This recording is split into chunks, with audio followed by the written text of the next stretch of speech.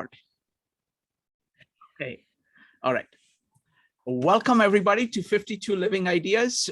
We are coming to the end, towards the end of Louis Sullivan's Autobiography of an Idea.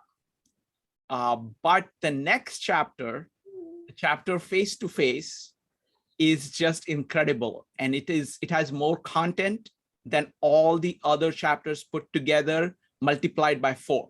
Okay, so we'll have to figure out how to deal with that. But that's not the problem today. Today, we are talking about chapter 12 and 13. So let's get started. We'll start with Sherry, then Rob, then Joya, then Marisa, and Rupali. Sherry, take it away. All right. Hi, everybody. I am mostly talking about chapter 13, the Garden City, because I pretty much covered what I wanted to last time in chapter 12. So I wanted to set the stage here. We've left Paris. We are in Chicago, the Garden City. If you look in architectural history and you search the Garden City, you're not going to get Chicago. You're going to get the Garden City movement, which was sort of a city planning movement a little later, like early 20th century, not late 19th century. So when you search for that, if you're puzzled by that, that's what you'll see. The Garden City, as Sullivan is talking about here, is the way the city of Chicago was before the fire. And so he starts, and I wanted to read this line because I think it's so beautiful. And just, I think it's probably full disclosure, I met Rob in Chicago and we got married in a boat on Lake Michigan. So it's kind of a special spot for the two of us. So one of my favorite lines about Chicago is this one at the beginning of the Garden City, page 241, where he writes, "There was a time a city some 300,000 strong stood beside the shore of a great and very wonderful lake, with a wonderful horizon and wonderful daily moods." And this is the line that I love the most. "Above the rim of its horizon rose the sun and moon in their times, the ones spreading over the surface a glory of rubies. Its companion at the full, an entrancing sheen of mottled silver." Such a beautiful way of describing the city. And it's still, when you can find a quiet moment on the lakeshore, still very much like that. But we also have a couple of other scene setting here in Chicago. We have the aftermath, both of the Great Fire. And remember, we talked about the fire in Boston back when we were in the Boston chapters. That was a much smaller fire, still obviously quite devastating. The Chicago fire was huge and devastating and created its own firestorm. I don't know if any of you know what a firestorm is. It's when the fire gets so hot that it creates essentially a vortex of fire. It's a fire tornado. And that's the sort of firestorms that happen in the forest fires out in California. And it's extraordinarily difficult to put out such a fire when you have horse and buggies and buckets, essentially. So it pretty much engulfed the city. It burned for 2-3 days, a couple of nights, 2 days, something like that, until much of the city was devastated. And Sullivan comes to this a couple of years afterwards, talking about the people of this town. He sees the ruin and he sees the after effect, but what he is seeing at that moment that he arrives is this powerful will to move forward, to recreate and to rebuild. And one of the things that I find really interesting in his description here is that the city, I'm not sure I'm going to find the line here. I didn't write this one down.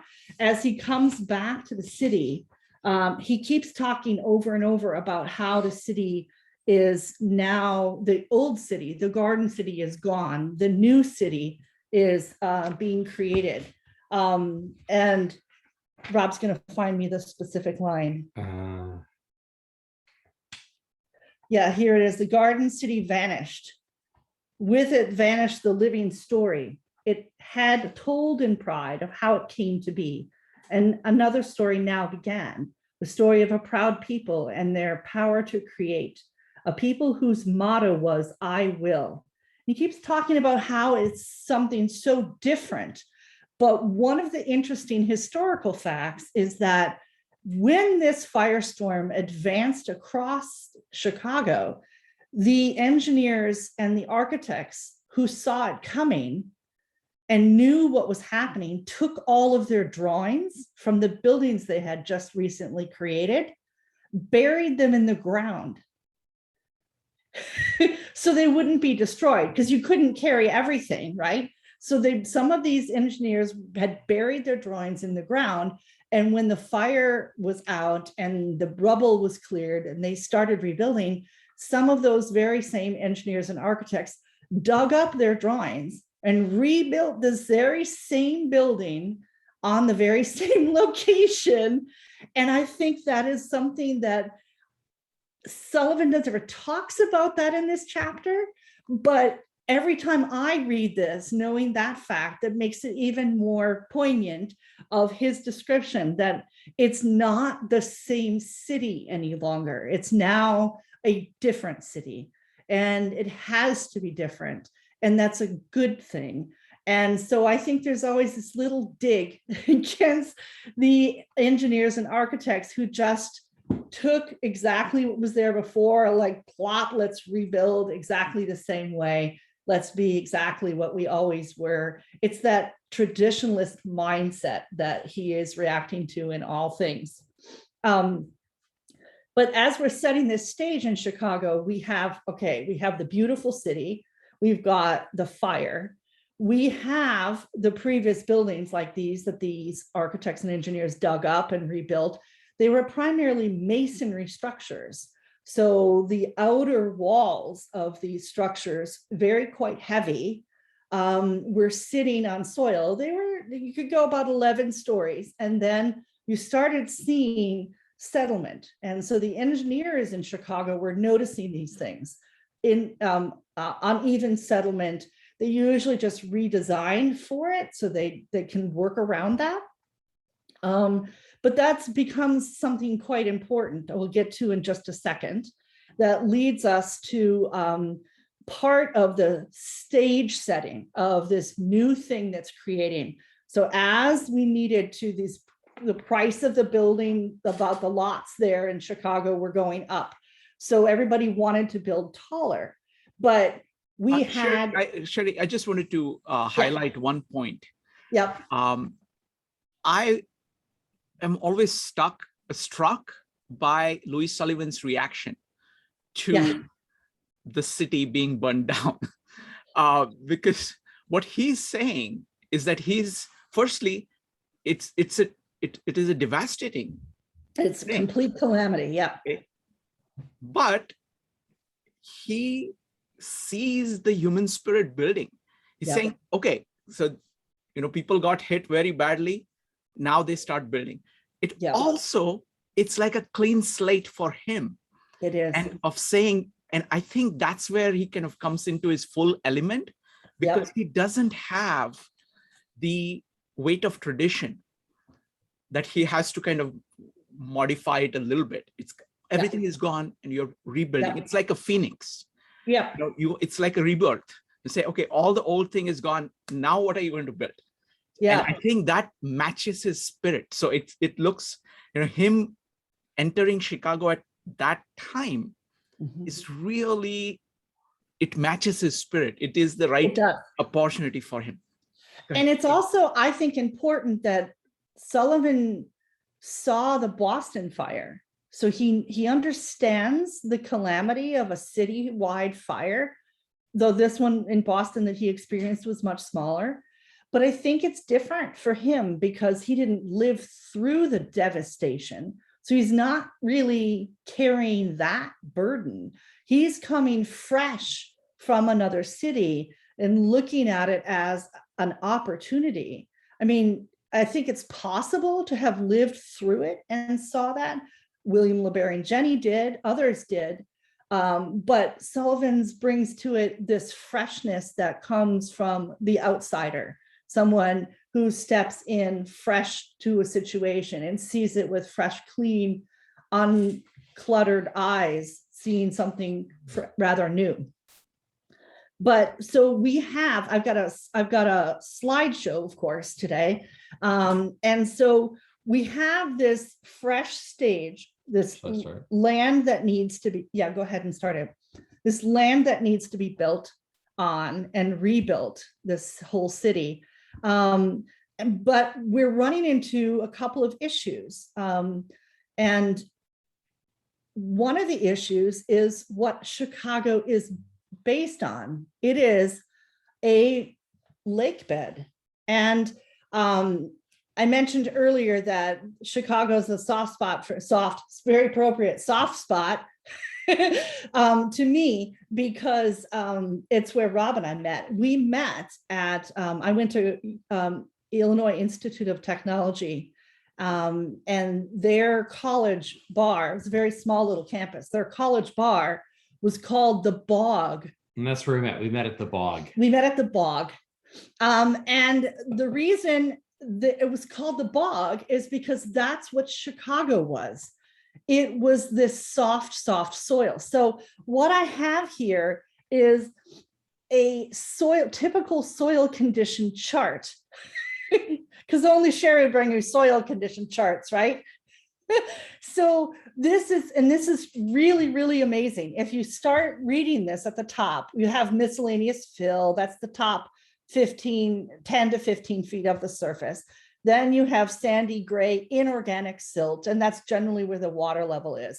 And then as we start digging down, which of course, when you're building a taller building, and these masonry buildings were heavy, what's underneath, what it's sitting on becomes critically important.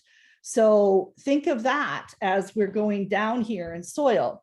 At say minus 10 feet, we have soft blue clay. It is a liquid limit of 34 to 50% liquid. When you put heavy weight on that, that's not going to do what you want it to do. You go from say 15 feet to 45 feet below, you have soft blue clay. It still has a 30% liquid capacity there. That's not something you want to put a heavy weight on either. When you get 45 to say 65, you get some stiff blue clay, but it still has a 26 to 30% liquid limit. That's not necessarily good compressive strength for a heavy building in masonry, much less if you want to go up in stories. So in order to get, what's that, Ram? Unconfined compressive strength 1 to 4 tons per square foot. Which yeah, that's not enough. So you get down here at 70 feet below, you're getting hard to very hard, unsaturated gray clay. And then you're getting all of a sudden at least, well, maybe a little more than 4 tons per square foot, still not really weight bearing. You honestly need to get down here at minus 80 linear feet. That's a long way. That's 8-story building. They're building 10 to 11-story buildings. That's 8 stories below ground to reach limestone. So this becomes a big issue when they're trying to build, and it's becoming noticed by the engineers. And I want to give you a couple of other examples of where this kind of, well, let's talk about New York. So there is, in New York, by comparison, you'll notice, most people notice as the skyscraper is developed in New York, we had 2 spots where they were developed. In those 2 spots, they have bedrock, generally about 8 feet, not 80 feet below the surface. It's a huge difference. There's kind of a, just because I like to eliminate disinformation whenever possible, there is a wives' tale that that's the reason that the New York developed the way it did. It was part of the reason. It really had more to do with access to ports and access to neighborhoods and train rails than it really did about how far below ground was bedrock. But it's true, there is a sort of in between those two spots of New York, there is sort of a bedrock valley. So they didn't have to go down to 80 feet, but at some of those areas between the two centers at that time, you probably would have had to go 60 feet. So it didn't make sense at the time, but it wasn't the only reason that New York was developed that way. But a couple of other places where we have these kinds of issues. This is, everybody knows this as the Leaning Tower of Pisa, more properly known as the Pisa Campanile, which is its freestanding bell tower. And I'm sure many of you have seen the building in person. Maybe you've had the luck to be able to go up inside of it. For a period of time, people were not allowed. I believe they are again. But one thing you might not notice, and it's hard to, I tried to pick the picture that showed it the most, but if I mention it to you, maybe you can start to see it. When they started building this structure, it started settling at about 3 stories up. And if you look at it, if you look for it, you might be able to see it. What they did is they altered it slightly. So if you look at this, you might sort of see ever so slight tilts back in the other direction. It's especially noticeable to me in the very top section, where it looks like it's about a ½ degree off from the lowest section. So they did this sort of ever slight adjustment in order to deal with it. Very similar soils here that they had in Chicago. And another city that has a very serious problem in this is Mexico City. This is a cross section of Mexico City. They are built, their entire city is built on an aquifer. And they have been draining the aquifer quite heavily in the last, generation after generation. And so the city, and does anybody know how much the city is sinking per year? 20 inches per year. Yes, I'm not joking, 20 inches per year. It's stunning. So we have this issue of soils. And one of the spots that Sullivan talks about in here, one of the people that he is deeply impressed with, somebody who gets a full page of description in here, is Frank Bowman, who writes a theory of isolated pier foundations. And this is what allows Chicago to be built. Because, and I don't, we can talk maybe in the Q&A if anybody's curious about it, but essentially Chicago engineers become world experts in foundations. And there is such a thing as a Chicago caisson, and is what allows the middle of Manhattan to be built, though Manhattanites would never admit to giving that credit to Chicago. But the truth is, it was tested multiple times in Chicago. So what, on top of all of these other scene setting things happening in Chicago, we have this great engineering breakthrough of how to build a solid foundation for heavy structure on essentially wet, boggy clay. And that's part of where we get the steel structures, because they're lighter and they flex more. The masonry structures are very, very brittle. But as we see in here, this becomes a very strong point, and I'll wrap back to it later, but about engineers and architects and the different mindset that becomes a big important issue for Sullivan. And one of the other really important things that Sullivan sees happening, not in Chicago, but in the Midwest at the time, are 2 very fantastic bridge constructions. And so this first one here is the Eads Bridge at St. Louis. And it's a truss bridge, as you can see. I like to give you an old picture first. And it's this is at the time, you've got Eads, you've got Schaller, Schaller Smith, we'll talk about him in a second. And of course you have Roebling. They're all very, very important bridge engineers at the time, each doing some very amazingly different engineering techniques. So this one is a arched truss, and there's 3 arches across this riverbed. And this is one of the projects that Sullivan was watching extremely carefully. And it was being written up in engineering journals that would come out quite regularly. You would get detailed reports of how the cabling and how the trusses. This was the day's star journals. You know, this is where all the attention was being drawn. In many ways, wish that were the case today. But I want to show you a modern picture too, so you can see a little bit of snow out here today. And the bridge is taken on a patina of rust, and lights have been installed on top. But I wanted you to see this particular bridge. The other bridge, this is the bridge at the Kentucky River. Now, there's more than one. This is often known as the High Bridge. There's more than one High Bridge.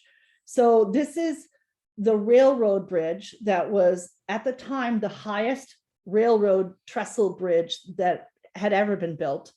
There is another high bridge right nearby by Roebling. And so when you're looking for it, know there's 2 high bridges in Kentucky. This one is interesting in that it has what's called a Fink Arch. And that is the specific structure where you've got sections like this. And then you have these right above the piers, you have these angled out members of the truss. So did I say Fink Arch? Fink Truss. Sorry if I said, I don't know if I said arch. Fink Truss. Sorry. So what's interesting about this one is I think you can tell from this picture how completely shockingly dramatic this would be, because the drawing here shows there is this railroad going across this truss, and there's this teensy tiny little point holding it up. It seems at that time would have completely felt absolutely impossible. And so I want to show you a little bit about how it was constructed. This one is what's called a cantilever structure. And I see pictures over here on the side. Can we see this? You can move the picture. Can you move the picture over, Rob? Maybe. Can you see the edge of this bridge? I don't know where you're. The right side of the photo. Can you see the full right side of the photo? What we see is the same kind of structure that is supporting it, but without anything on the top. Yeah. Okay. So you can see the crane because I've got pictures in front of mine. Okay. So this is how it was built. So, thank you, Rob. Okay. Now the people are all on this side. They're all on the left. So this is what, I mean, can imagine what the crane operator, that would have been my favorite job, I tell you. I can't let Maritza in. So the crane operator would have been out here, literally hanging out on the edge of the world, nothing structural below him. The only thing holding him up there is, well, physics and the engineering know-how. And so there they are, hanging out at the very end of this open-ended truss, building it as they go. Now, this seems to us normal because this is how skyscrapers are made. We do that today with a crane that goes up each level, but that was never done before when this was done. So this was a huge, shocking thing for people to see. There was a lot of attention drawn to it. Let's see. I'm trying to go to the next, hang on. Okay, so here is a sky view of it so that you can get a sense of the scale of it. And interestingly, how it's used. The truss is underneath the railroad. So nothing happens in the middle there. It's that, and so this is how it must have looked. And Sullivan talks about this daring adventure. So what people would see is this railroad shooting across this 300-foot deep valley, sitting out with no railings on the side, nothing. He's just shooting through the air. It would have been just so mind-blowingly daring for people who didn't understand engineering quite yet. I mean, obviously the engineers did, but the average public, this was shocking to them. So I have a couple more pictures to show you a little bit of what it was like at the time. So here is one of this engineer's advertisements and from an 1885 newspaper. And I love the ventilation of tunnels. I mean, these are difficult foundations. These are the things that he works on. Here's another. This is the Baltimore Bridge Company.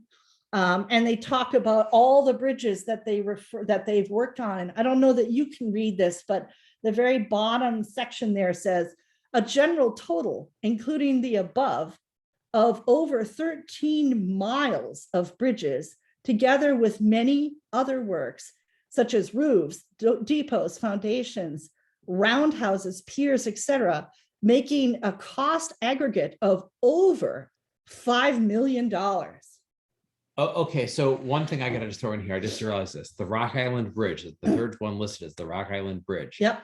That's near where I grew up, and he talks about having a truss pivot span.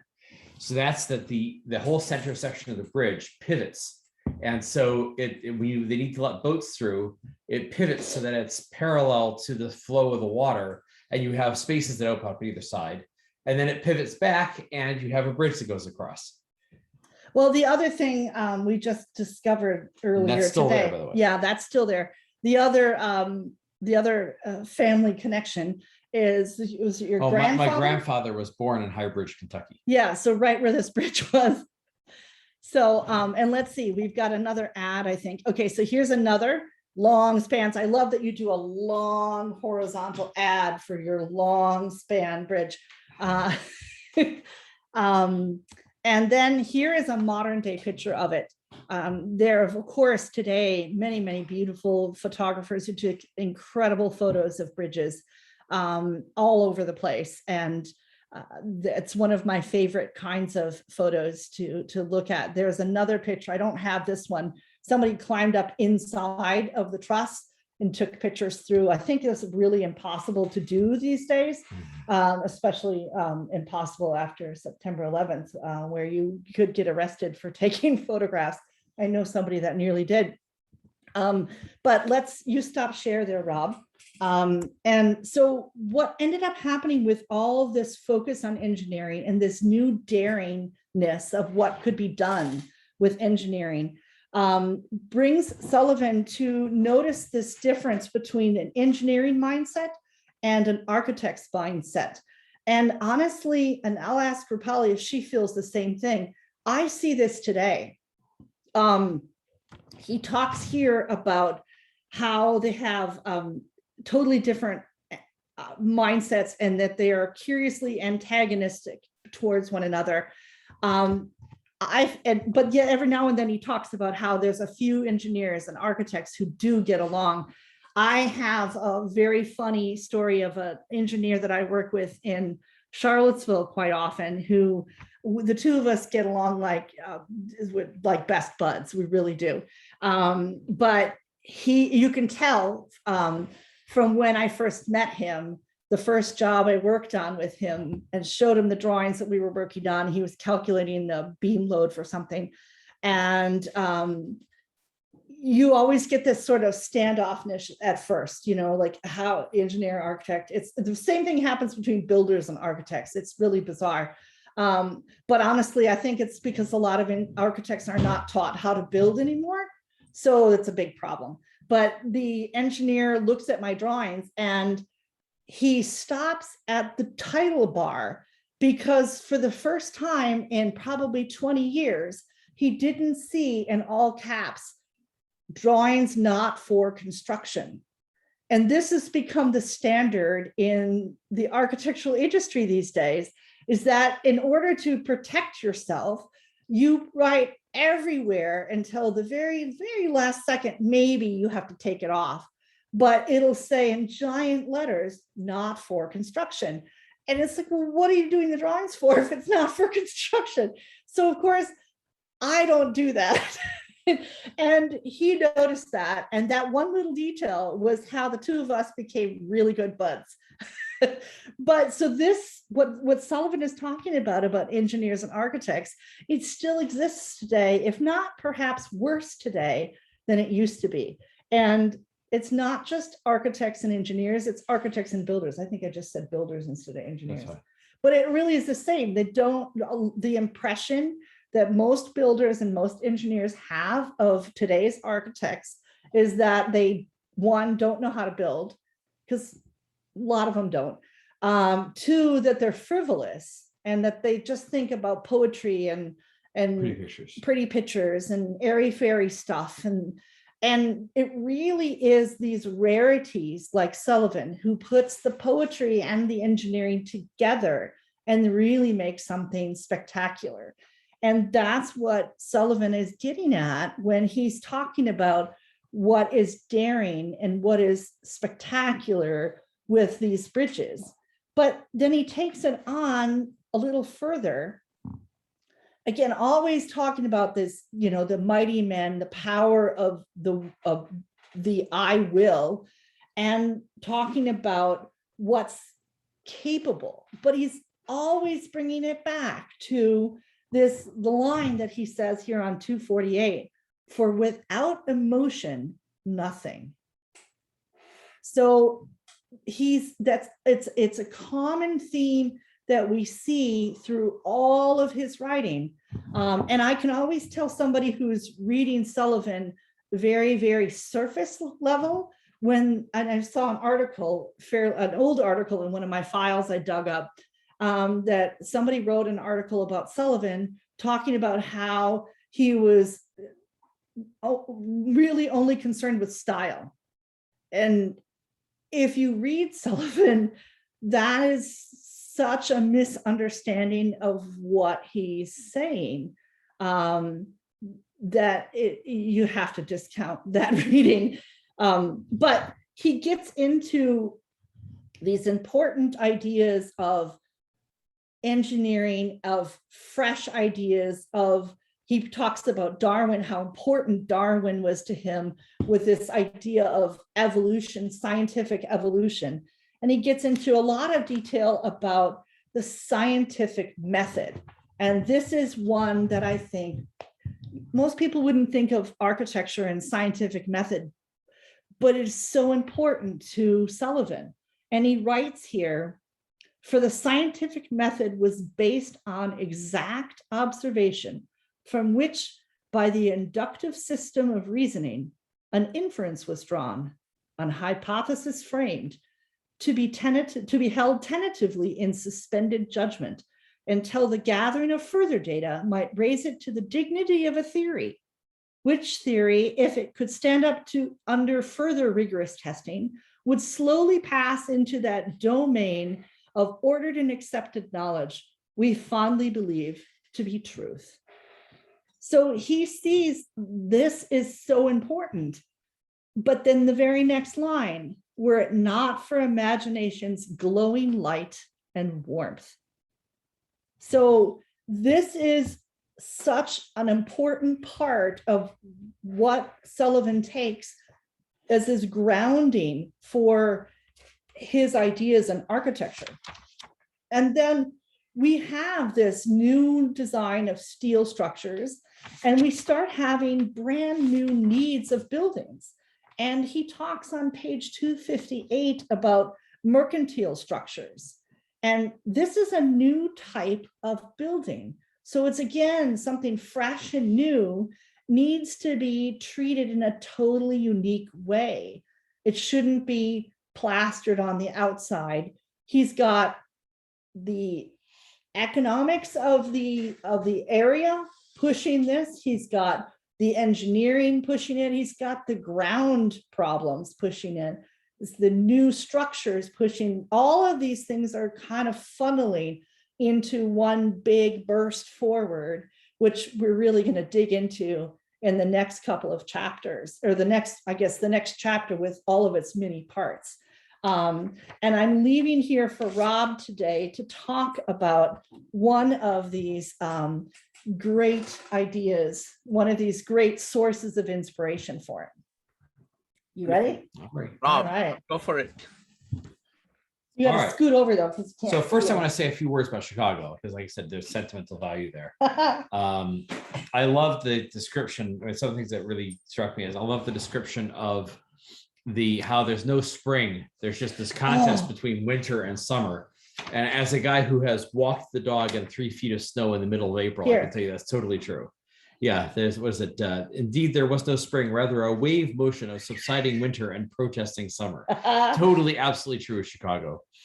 One thing that struck me about, he talks about there's the prairie out there, and I grew up in the prairie area, farther out in Illinois, but there's the prairie. And I don't know if you've never been there, it's awe-inspiring that how flat it is for how many miles. And I remember once driving down to Champaign-Urbana, which is University of Illinois is, and there's this point at which there's a part of the road that the highway that raises up to, I think, because something else goes underneath. So they had to raise it up, and you go up and you go over, and you're elevated just 15 or 20 feet. But you're elevated 15 or 20 feet, and you can see for like 20 miles in all directions because there's not a single obstruction, not a single hill. It's all completely flat, and you can see farms sort of going off, receding out into the distance for 20 miles. North Dakota's flatter. You can see all the way across the state. Well, it's the curvature of the earth. Yeah, it kicks in eventually. But that's basically, it's limited only by the curvature of the earth.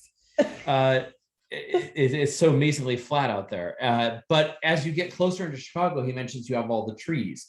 And that struck a chord because if you've ever been to the suburbs of Chicago, the suburbs all have tree names. Mm-hmm. So it's like Oak Lawn, Forest Oak Park, Forest Lawn, Forest Park, Park Forest, River Oak Forest. River Forest. You know, it's all that these tree-related names. It's sometimes hard to tell which suburb is which because it's just some one other version of a tree name. A lot of oaks, which he mentions in here. And then the lake itself, Lake Michigan. So I have very fond memories. I used to, when I was in college, a couple of guys and I got together and had an apartment overlooking the lake. And we were high enough up that I had a telescope, and I put a telescope up there, and we'd watch the giant boats going down to unload coal and iron ore down in Gary, Indiana. And yeah, so this description of his about the lumber fleet and the schooners pouring in a stream from the river mouth and spreading their wings. Well, we didn't get that. We got these giant boats, but you'd see them going back and forth, going down to Gary, Indiana, to the steel mills. I love that description. And I used to go running along the lakefront. You know, you have this giant lakefront that goes miles and miles and miles. I used to go running there. I used to go running there at dawn, which, if you know me, you know that the idea that I would get up at dawn to do something is highly unrealistic. I'm looking at you. I did not get up at dawn. I stayed up until dawn. Yeah, okay. To go running. I had a job. I was working nights, and I get back at like 5:30 in the morning, and I go out and at dawn in the summer go running in the lakefront and run all the way up from Hyde Park to downtown. And this just vastness of the lake really is an amazing feature of the city. So I can understand how he was inspired by all of that. So I just wanted to Rob, I just want to say, I have to chime in. So when I was in Chicago, I had an apartment overlooking the lake. Yeah. And that lake looks like an ocean. Yeah. Yes. And in my telescope, you could just barely make out there was like a steel mill or a nuclear power plant on the other side of the lake. You just barely make it out sometimes if the weather was good. Yes. And each day you would look out, the lake is different. Yeah. Especially in winter, you have all these kind of amazing patterns of ice form in the lake. So I have very fond memories of the lake. Sometimes it'd be blue, sometimes it'd be brown, sometimes sometimes it'd be mist, sometimes it'd be clear. Yeah, there's a huge variety. Now the thing I wanted to focus on most though is he has this section where he talks with some to some length about a guy named John Draper, who wrote a book on its back. Oh, okay, you have it. Fine. It was forward. Where? So does it start here and then go to the next? Mhm. Oh, here we Yep. go. Yeah, he says on a recent Christmas, his father had given him a copy of John Draper's work on, quote, the intellectual development of Europe in 2 volumes, still a notable work of the day. This he read and reread with absorbing interest, passing over its controversial trend, for the war between science and religion, as it was called, was still raging. The broad division of the work into an age of faith and an age of reason held his interest, as he saw set forth the emergence and the growth of science as the spirit of man sought and found freedom in the open. This coincided with his own belief that man's spirit must be free, that his powers may be free to accomplish in beneficence. Now, so I saw this passage and I thought, well, I got to find out who this John Draper guy is and this work that he wrote. John Draper turns out to be a fascinating character. Mhm. He was, his dates are, let's see, I have it up here, 1811 to 1882. But he wrote works, he was a scientist and he was also a philosopher and a historian. So he wrote works on chemistry and physiology and just this amazingly wide range of things, as well as writing 3 or 4 different books on history. And he made early contributions to the photograph. He's actually credited with creating the first photograph of a human portrait. Because the early ones, like the daguerreotypes, the very earliest photography methods, required very long exposures. So sometimes you'll see old photos where it'll be a photo of a building, and the building will be in perfect crisp clarity, but all the human figures will be blurry because you had to do a 2 or 3 minute long exposure. And in that time of the exposure, the people would all be moving around and they'd be blurry. So the idea of creating a photograph that could be taken in a short enough time span that a person could sit there and sit still and get a clear photograph taken of a portrait of a human face. He was the first guy to do that. It was actually his sister that he did a portrait of, was the first human to be photographed in a portrait. So he tremendous range and breadth of intellectual work that this guy did. So the history that he did here that Sullivan's talking about. Now let me get the exact title here. You're not even on the screen anymore. I know. Oh, sorry. It's a history of the intellectual development of Europe is the exact title. 1862. He went on to do a history of the American Civil War. Now he was born in England but moved to America. He went on to do a history of the American Civil War, and then a history of much more influential work, a history of the conflict between religion and science in 1874. So let's talk about these. The Civil War one, I don't know much about, but I did a little research on the others. History of intellectual development in Europe started actually as a lecture he gave at Oxford as part of a debate over Charles Darwin's theory of evolution. So I think it was apparently at the same day, there was a huge, Bishop Samuel Wilberforce was giving a famous sort of rejoinder to Darwin on the subject of the origin of species, and he was part of the same lecture event. It says here that his lecture didn't go over well because people thought it was too long and boring, but he had turned it into a book, which was apparently less long and boring because it had a lot of influence. But why is it important that he gave it a thing on Darwin? Well, he was taking a Darwinian, or the first person to take a sort of Darwinian approach to history. And it's described here as an early example of applying a Darwinian metaphor of adaptation and environment to social and political studies. So you can see that so the idea is that history is man operating in his environment and making a series of adaptations, just like the adaptations that happen in natural selection. Then as you make better adaptations, then that becomes more successful and that adaptation is selected for, and that's how humans progress. So I think you can sort of get a sense for how it is that this ties into and would be a part of the background, the influence for Sullivan coming up with the idea of form follows function. Because I think the Darwinian perspective is the idea that the form of an animal is shaped by its function. It's shaped by how well does that form, how does that form operate in its environment in order to promote its survival. And so the idea is that if you have a mutation that changes the form of the animal, changes the length of its beak, or, you know, so you can talk about I think most people know the finches of Galapagos. I won't need that anymore. Okay. The finches of Galapagos, that it change, you know, that when the birds, the finches end up on the different islands in the Galapagos, they have different kinds of plants and animals that they're dealing with. And so the shape of the beak or the shape of the wings will change in order to be more efficient and more effective, in order to function better at obtaining and eating whatever kind of food is available on that island.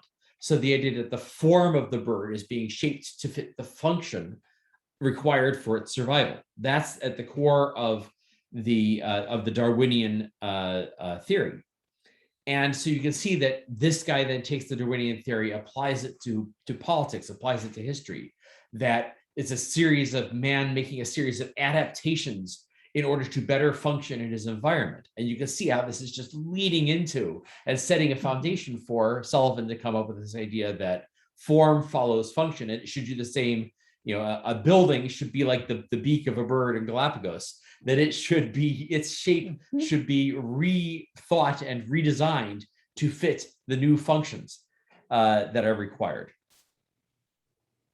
Now, the other interesting thing about Draper, this guy, John Draper, is that his other work was let's see, what was it called? A History of the Conflict Between Religion and Science, 1874. And he was really sort of the one of the most influential, first and most influential people. And Sullivan refers to this sort of in passing, to develop the idea of history as a conflict between science and religion, and the idea that the two are inherently in conflict. So this whole idea that, for example, the Greeks had this huge advance in science, and then Christianity comes along and it carries into the classical world, the Roman Empire, the Library of Alexandria, and then the Christianity comes along and suppresses that scientific advances. And then during the late Middle Ages and the Renaissance, science again breaks free from the control of religion. That approach to history, this is the guy who really pioneered that and focused on that and brought that out and popularized that. So, for example, I've recently been we've watching with the kids the Carl Sagan series, Cosmos, from 1980, 81, somewhere in there. Huge influence on me when I was about the age of my youngest son now. They came out when I was that age, and it had huge influence on me. And you could see that the effect of that, which is, it's largely, that story is largely true. The effect of that approach to history that views this conflict between science and religion and champions the need for science and the human mind to be free from the restrictions of authority, to be free to come up with new ideas. And that's exactly what Louis Sullivan is pulling out here. And you can see how that ties into what he's about to do in architecture. The idea that the authorities and the books and the conventions of what you're supposed to do should not limit the freedom of the human mind to discover new things. And then, so you can see how this guy, John Draper, he gets like a half a paragraph or maybe a whole paragraph here. But if you understand what it was that Draper was advocating and the impact that he had on the culture right in the decades before Sullivan, this is all 1860s, 1870s, the decades before Sullivan was coming to Chicago as a young man and really getting his start. If you understand that influence, you can see how this would have been a propelling influence towards the ideas that he's about to come up with. The other thing, Thank you. Thank you, Rob. I was also very struck by the place of Darwin. Yes. And that thought in Louis Sullivan, because, and it is, in some sense, Louis Sullivan's thought is characterized by this biological thinking with deep sympathy with life that permeates almost everything he thinks about. Yeah. the way things operate in human faculties, as well as relationships between people and things, all of that. So this particular gentleman looks like a key piece in that formation. Wonderful. Did you have anything else, or should we move on? That was all on the cover. Wonderful. Thank you, Rob. Next up is Joya. Thank you. So everybody here knows I love to talk about literature, and the literature I want to talk about today is the form of the autobiography, because we're at a really crucial point in this story, and everybody's kind of been referring to this already, that coming up next is a very special chapter.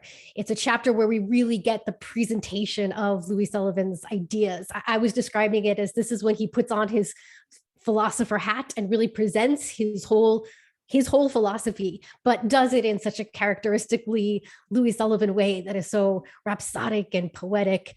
And then after that chapter, there's only one more chapter, which is even called something like retrospective. And it really is kind of a denouement, a coda that kind of to cap off the story. But this chapter is really significant because here we're really getting up to the climax of the story. We're seeing, we've been following along this book. It started off with Louis Sullivan as a young child, how he developed himself, all of the influences on him. And now we're getting to the point where he really reaches that full-fledged maturity. He comes to Chicago. This is the place for him. And this is the place where he's now in his prime and that full flourishing Louis Sullivan. That's where we are in the story. And of course, the book is called An Autobiography of an Idea. And I had suggested even at the very beginning of our exploration here that we could almost kind of think of this as a sort of mystery, a whodunit of what is the idea? Who is the idea? And so now we're at the point, I think, where we're able to answer the question of what is the idea? We see what is it that we've seen as Louis Sullivan has told us his story. And we get, I think, the most explicit description of an answer to what is the idea. And what I even love about this is that it's a description of why the autobiography of an idea even is an autobiography. So this is where I want to jump in for us here. And it starts here. We're somewhere in the middle of the chapter, and he's giving us a little bit of a retrospective. He talks about how, in childhood, his idols had been the big, strong men who did things. Later on, he had begun to feel the greater power of men who could think things. Later, the expansive power of men who could imagine things. And at last, he began to recognize as dominant the will of the creative dreamer, who possessed the power of vision needed to harness imagination, to harness the intellect, to make science do his will, to make the emotions serve him. For without emotion, nothing, which of course is what Sherry had been, that great line that Sherry had given us before. He came in a manner to worship man as a being, a presence containing wondrous powers, mysterious hidden powers, powers so varied as to surprise and bewilder him, so that man the mysterious became for him a sort of symbol of that which was deepest, most active in his heart. As months passed and the years went by, as world after world unfolded before him and merged within larger world, and veil after veil lifted, and illusion after illusion vanished, and the light grew ever steadier, Louis saw power everywhere. And that, I think, even is just such a beautiful nod to the line that we've been repeating over and over about, what breaks from, within and from the outside coming in. So here he's just kind of giving us that recap again, as we've kind of gone through this story, and the veil after veil is lifting, illusion after illusion is vanishing. And what does he see? He sees power everywhere. And as he grew on through his boyhood and through the passage to manhood and to manhood itself, he began to see the powers of nature and the powers of man coalesce in his vision into an idea, capital I, capital D, capital E, capital A, an idea of power. Then and only then, he became aware that this idea was a new idea, a complete reversal and inversion of the commonly accepted intellectual and theological concept of the nature of man. And that, I think, even just ties into what Rob was just saying here before about, the kind of the way that he would have seen this sort of, balance of science and religion, or the battle between them, perhaps. That idea, again, capital I, capital D, capital E, capital A, that idea, which had its mystical beginning in so small a thing as a child's heart, grew and nurtured itself upon that child's varied, consistently continuing and metamorphizing experiences in time and place, as has been most solicitously laid bare to view in detail in the course of this recital. For it needs a long, long time and a rich soil of life experience to enable a simple, single idea to grow to maturity and solid strength. A French proverb has it that time will not consecrate that in which it has been ignored. While the deep insight of Whitman is set forth in the line, nature neither hastens nor delays. And I'm going to let Marissa even come back to this, but I even love the metaphor here. He's got here the analogy with the idea of the plant, where he's talking about the rich soil of life experience to enable a simple single idea to grow to maturity and solid strength. It's that other famous Louis Sullivan line we've been repeating of remember the seed.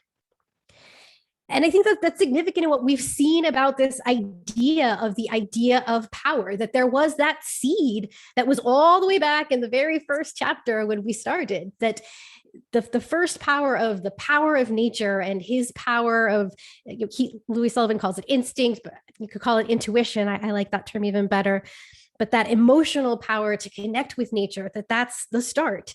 And then we've seen how this idea of power has grown. It's the theme, it's the constant that we've seen. It's the power of the mighty men and the power of, it's the bridges, for example, as Sherry was talking about today.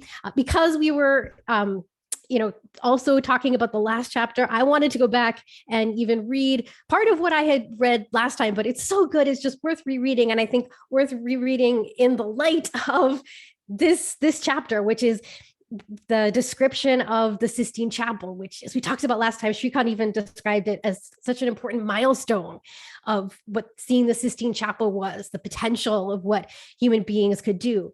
And there, I think it's significant that when he goes to the Sistine Chapel, if you remember, he had gone because he had read some art critic who had described that the word was that encapsulated the achievement of the Sistine Chapel was momentum, and that this was supposed to be obvious to see. And so Louis Sullivan had to go so that he could see it for himself, like Sherry pointed out to us. He had to be able to see it for himself. But then when he gets there, he says in his own words that he would not have used the word momentum, an academic word. He would have called it the work of a man powerful, even in old age. And there, I think, too, we're seeing this idea of why the idea of power even has this idea of growth. Like, it's something that starts when you're young and it continues to grow and expand as this theme. And just to repeat some of this, like how important the idea of power is to what he saw in the Sistine Chapel. Now is he in that veritable dreamed of presence. Here was that great glorious personality. Here was power as he had seen it in the mountains. Here was power as he had seen it in the prairies and the open sky, in the great lake stretching like a floor toward the horizon. Which I think just, now that we've even read the description of Chicago, I feel that just even resonates even more to come back and read that again. Here was the power of the forest primeval. Here was the power of the open, of the free spirit of man striding abroad in the open. Here was the living presence of a man who had done things in the beneficence of power. And so again, right, this key idea of man's powers and having the beneficence of power and to create with that beneficence of power. And so Shrikant and I are perhaps even disagreeing about what is the idea of the autobiography of an idea, because Shrikant has said that the idea is form follows function. But I think it's significant too that it's in this chapter where we even get a real nice description and presentation of how he even starts to come up with this idea of form follows function and work with this idea. So we had seen the hint in the past that it was from his friend John, who had mentioned this idea of suppressed functions, and that had kind of lit a spark of inspiration for Louis Sullivan. But now that he's actually going to do something with this idea, and so I wanted to find this here too. And I think it's significant that as he's describing form follows function, that he never actually refers to form follows function as an idea. But I think it's significant that he continuously, you'll see, he refers to it as a formula, as a system of techniques. And to me, I think this is just even a powerful question that we can ask and to try to develop on this. So we've read the autobiography of the idea, which I think is the idea of power, because that's the thing that was there even from the beginning of the seed. But if we're going to take that analogy and say, here we're coming, this is the part of the plant that is the flower and the fruit. This is the flourishing part. This is where we've reached in the autobiography, the fluorescent flourishing part. And then what he gets here is this formula and this system. So I definitely just wanted to read through this part here. So we've gotten to the part in the story where I do just want to read this part. So as he's been making his way through Chicago, he's been looking to find a partner who is slightly older that will allow him to establish himself. And he finally finds that in his partner, Adler. And then we get here, all of which signifies, after long years of ambitious dreaming and unremitting work, that at the age of 25, Louis H. Sullivan became a full-fledged architect before the world, with a reputation starting on its way, and in partnership with a man he had least expected as such. And we go on. Now Louis felt he had arrived at a point where he had a foothold, where he could make a beginning in the open world. Having come into its responsibilities, he would face it boldly. He could now, undisturbed, start on the course of practical experimentation he long had in mind, which was to make an architecture that fitted its functions.